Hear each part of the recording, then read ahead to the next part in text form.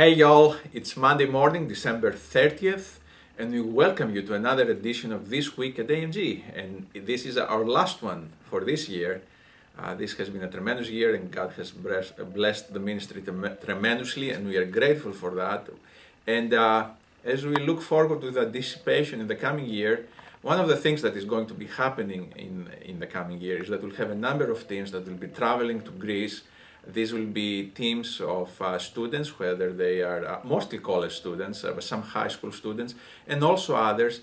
And they will have the opportunity to go see AMG's ministry in Greece, to serve there alongside our missionaries, and to also to learn a lot on location about the biblical aspect of Greece. They'll be traveling with Kostas Tsevas, who is our very own resident historian and professional tour guide, and he's going to be taking them and sharing with them from the Epistle to the Corinthians and from Acts as they travel to places like Corinth and a number of other biblical locations in Greece, Mars Hill, in Athens, and many other places. It is truly an exciting opportunity for the groups that go there, and we are going to give you the opportunity to see what Kostas does when people travel with him on location.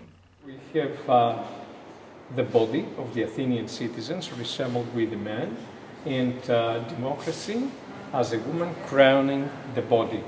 Democracy has meaning only if the body exists. Now, when Jesus Christ used the term ecclesia, called out, to describe the body of his own believers as they called out from this world. The word ecclesia, the term called out, was connected for centuries with the concept of the body. Remember Clisthenes, he resembled the Athenian assembly with the human body. And the term democracy, demos, soma, body, in the Homeric dialect, which is the root of the word democracy. And we see that concept in the New Testament, the body of the believers. We are the body of Christ. The body. These little caps we see here, like the communion caps we have in the church, were found in the prison, and is believed that they are the dosage of hemlock for the execution of the prisoners. Since the time of Socrates, who was executed through that way, the death cup became a proverb. And we see Jesus using that concept in his last prayer in Gethsemane, speaking about the cup of death. Look the little platform here. Look the sign. Remember the sign we saw? Bima. Bima.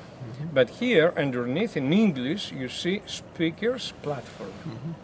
So the whole platform was for the citizen to step upon, to be seen and to be heard by the assembly.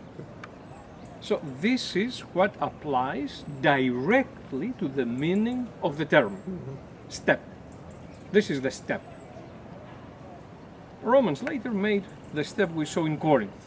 So the Athenian speech upon this place, the bima, to the assembly included 5 characteristics: reason, wisdom, expression, persuasion, and credibility.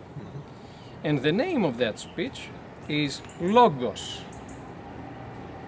So the Logos of Heraclitus in Ephesus, now here in Athens, takes a very touchable shape, is expressed.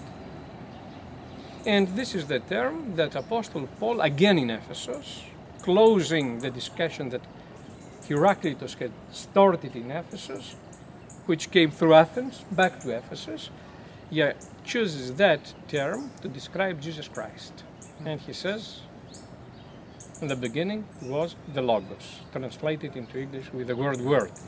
But actually it's not a word, Yeah, is that speech and includes these 5 characteristics.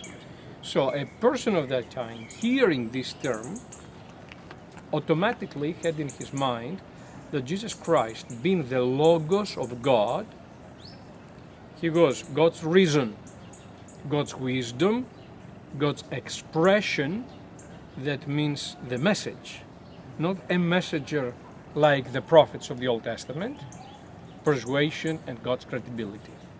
As you watch this, please pray about joining one of our teams. You will have the opportunity to serve alongside missionaries and see what is happening in that part of the world when it comes to the Christian environment, and also the opportunity to learn from Costas and experience firsthand the places about which you read in the Bible. Well, I hope you've enjoyed this presentation, and I want to thank you for joining us again this week.